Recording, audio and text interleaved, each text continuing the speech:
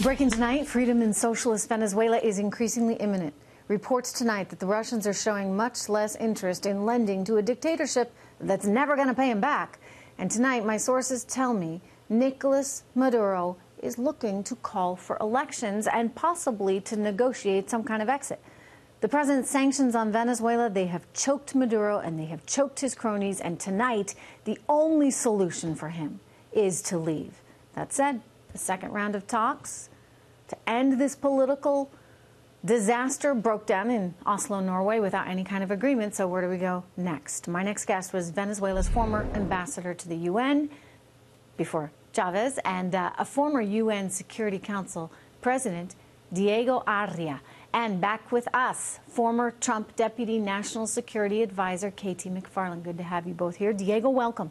Thank you. So you are now living in exile in the United States. You said 4 years ago they put a warrant out for your arrest. That's right. Why? They said that Maria Corina Machado, Pedro Burelli, Gustavo Tarre, and myself were conspiring to kill the president, nothing less than that. Were you? There were no proof, no. I was in the Dominican Republic. I was playing tennis, as a matter of fact. Yeah, he thinks John Bolton wants to kill him, too. Yeah. I'm sure in some ways John Bolton might want him, but you don't do that. A long list. Look, you look at the tragedy of that country, and you remember Venezuela back in a time when it actually was quite prosperous and had a much brighter, better future. What happens now? Because it's really been, it's at rock bottom, I would say, really rock bottom. And I don't think Maduro has much other opportunity other than perhaps at this point to get out. Russia's apparently backing off.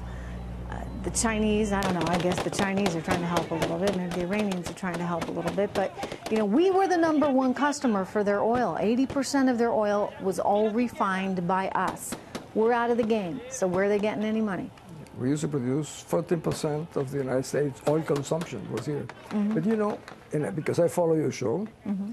that you are dealing with a group of narco criminals, so you're not dealing with the government. So it is very difficult for people who are not criminals and do not know the language to anticipate the behavior of these people.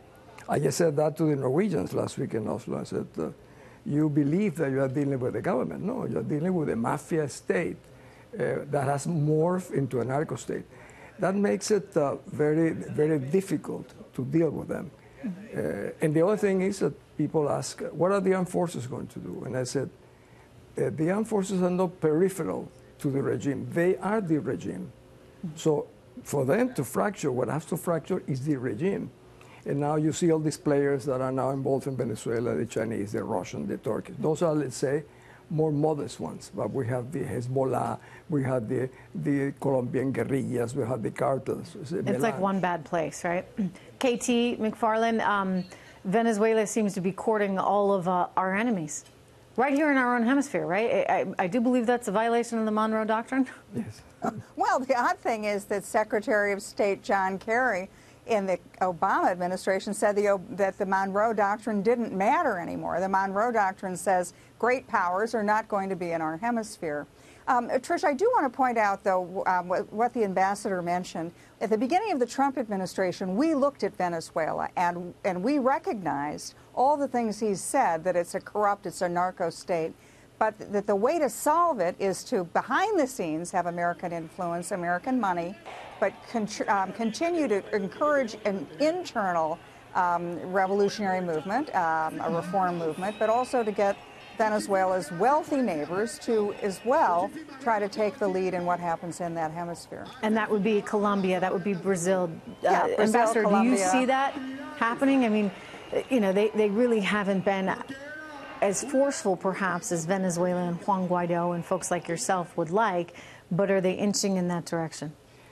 When one speaks about the international community in our continent, the international community is the United States, because they are the only ones who will do something about it. And in this scenario, the only American president, and I've dealt with President Bush, President Clinton, or even Obama, no one has been so committed and forceful and actually energizing the Venezuelans, not only the Venezuelans, generating a trust in the international community to support Venezuela. Very interesting. Because it's power dissuasion, I believe, that they have, I think, have to increase it a bit more, has raised hopes that people didn't have before. Katie, just quickly back over to you, because you were there in the early days of the administration. You were very instrumental in crafting the thought process that would go into this Venezuela ordeal. So I do believe that was a compliment to you as well, ma'am. But the president and his team that recognized that this was an opportunity to do some good. And also, the president understands. You actually, Trish, a couple of weeks ago, you had an interview with President Trump, and you got him to talk about the economic prospects of Venezuela. And I thought that was where his thinking is. This is a country that should be wealthy and powerful, and we're going to try to figure out how to do that with them. Hey, they've got oil. We've got technology to get the oil out of the ground. We can help their economy. They can help us.